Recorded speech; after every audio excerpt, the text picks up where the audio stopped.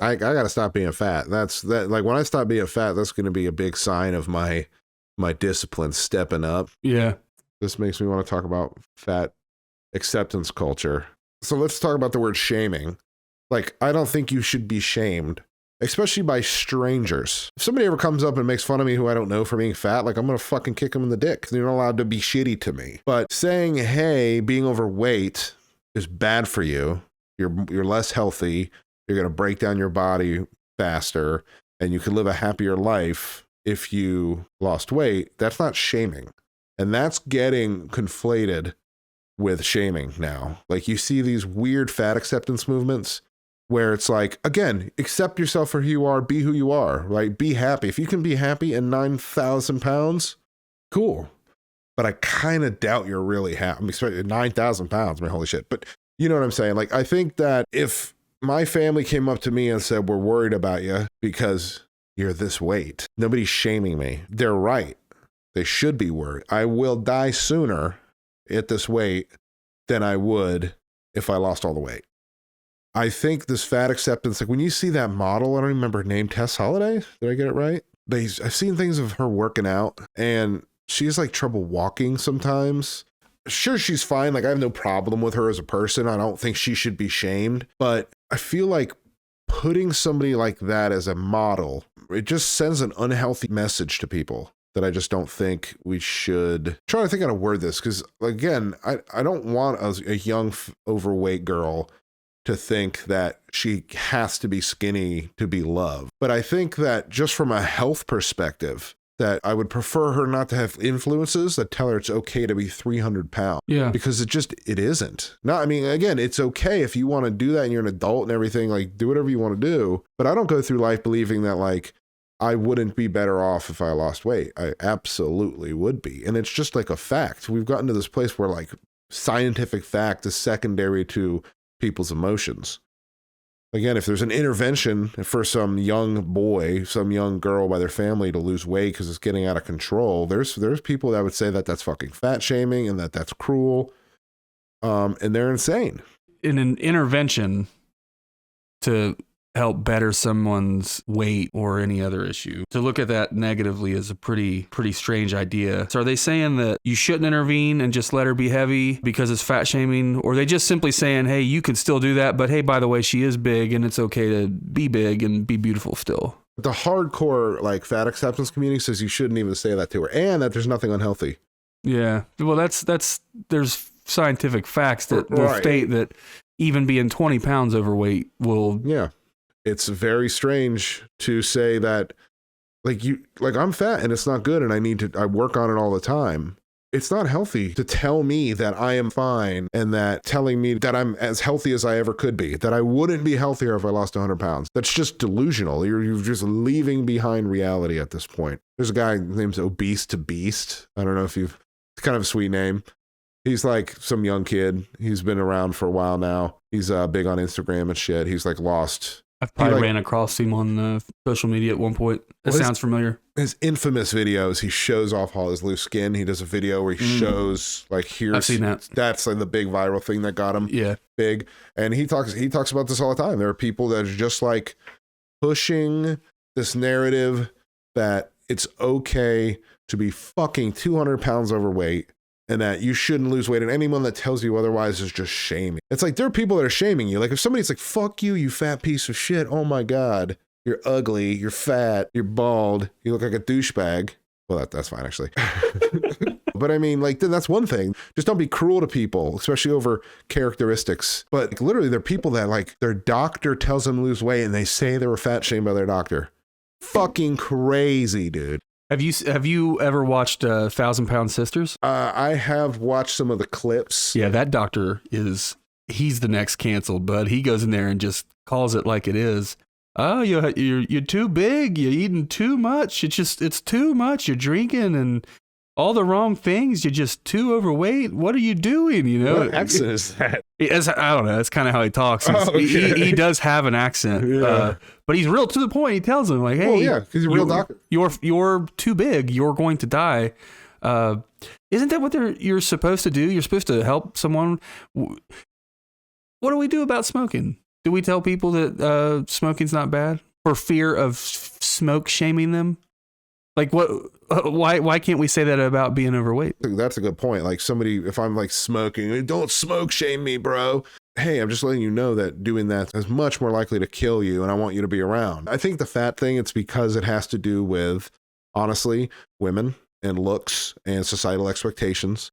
Women have certainly been body shamed for a long fucking time, and our history has been nothing but brutality to women as a species. I mean, there's no doubt, like feminism has points. Yes. But now we've taken this pendulum and we've swung it to where you're not even allowed to tell somebody you're worried about their health if it has to do with their looks. That's crazy. I think that we, as a society, are definitely hard on women. When these women are looking at Instagram and they're scrolling through and they're seeing what anyone sees, and it's right. pretty brutal. Unless you're wearing 14 pounds of makeup and you have collagen in your lips and your eyebrows, and they've somehow removed like all the fucking skin off your neck, and yeah, that's tough to deal with. And I understand why there's probably a large community of women who like, hey, you can't even talk to me about being overweight anymore. You can't talk to me about this. You can't do. I understand that, because I mean it's brutal, but it's too far. Once it goes into health, you should be able to at least maybe expect someone not to be in unhealthy territory. But let's quit being fucking insane with our expectations. Yeah, as men and women. Sure. But maybe we just need to be realistic, man, and ideas that you're seeing now are from outer space. You make a good point when you talk about women have been told what to do and how to look for so long that there's these extreme forms, and that makes sense. I totally agree with that, and I understand why this has led to this point. But it's like this fucking pendulum that has just gone off into the deep end now. We could go find posts of people complaining about their doctors fat shaming them. Another thing that I found is compliments are not even okay anymore. Like there's a idea that you shouldn't even compliment someone, because if you do, you are inherently pulling some kind of insecurity to surface that they might be upset about. So if I say, Matt, man, your great shirt, you look great in orange. Your tits are looking nice today, Matt. Yeah, your tits are looking nice. Then all of a sudden you're like, oh my God, he mentioned my tits, and I'm really self-conscious about them because they're so big. And, Yeah, I'm awkward about giving and receiving compliments, but I know what you're saying. It's like we've gotten to a point with sensitivity where everybody is just walking around in a ball of anxiety and fear, and everyone else needs to appease them, and everybody needs every feeling, every insecurity they've ever had to be completely appeased by all people around them. It's fucking pathetic. And I understand not wanting to be cruel to people. Somebody like really making a woman feel bad for her body with no concern for her health, like that shouldn't be tolerated either. So like there's definitely value in, hashtag me too, or hashtag like treat women. I mean, I'm just making a hashtag up, but the problem is it's gotten to hashtag don't do or say anything I don't like, know all my insecurities, accommodate them fully, and don't say what you want in my presence because I'm such a fragile person. These people need a mission. You don't have something to do and you don't have self-worth. You're going to breed negative traits, negative thoughts, negative actions, and go out and find something. Yeah, touch grass. Find something productive. Yeah, and that's the thing. Like if you're on Twitter, find someone to care for, find something to care for, find something to create, get into art, do something. But to sit around and just create these issues and to just make up shit to be mad about. I mean, it's not made up, but to take things some of it's not made up, and then they just keep going to these extremes. Like, again, I don't want anyone to think that I'm like saying you're allowed to shame women and fucking tell them how to look. Like, obviously, I'm just saying. But we're making up the idea that it's cool to be 300 pounds overweight and not say something to someone about it. Like, that's made up. Right. That's fucking outer space stuff. No, that's stupid. That's, Twilight Zone shit to me. Yeah. Just fucking go do something different. Yeah. Refocus the energy on stuff that like helps, because that's definitely not helpful. And a lot of this is exacerbated by Twitter. We have a Twitter. You should go to our Twitter. But then after that, touch fucking grass, bro. Because like that's people there. I know people who just live in the internet bubble of politic fighting. And it's everything is a war and everything is way more serious and everything like they don't have things happening And their whole life is 140 characters, or I think they raised it now, whatever it is now, 300. I don't remember what it is. They get so insulated in these groups, and they don't go out and meet fucking regular people who most people aren't like that. Most people aren't the horrible Nazi, fascist, anti-woman bigots or the crying snowflake, liberal, bleeding hearts. Like, people tend to be more reasoned. I can find similarities with a psycho Trump person. And I don't mean that everyone who voted for Trump is a psycho, but you know who I mean. Psycho Trump people. They're like, stop the steal, he's going to come back, QAnon, like all that shit. I can be friends with those people to a degree. I mean, if you're a fucking straight up bigot, I can't be friends with you, right? If you're like anti-gay, anti-trans, if you're racist, like, yeah, those are things that there's lines in the sand for me. The line in the sand online is, if you don't agree with everything that I think and say at all fucking times, you're my enemy. Maybe the internet is just for those kind of people. Because the vast majority of the people who are not like this are not the kind of people who stay on the internet. Just like you said, they live in their world. Their ecosystem is internet and message boards and discords and all that shit. Oh, yeah. By the way, we have a Discord now. And the link will be in the video. Join our Discord. We will encourage you to touch grass, but we have a Discord. Yeah.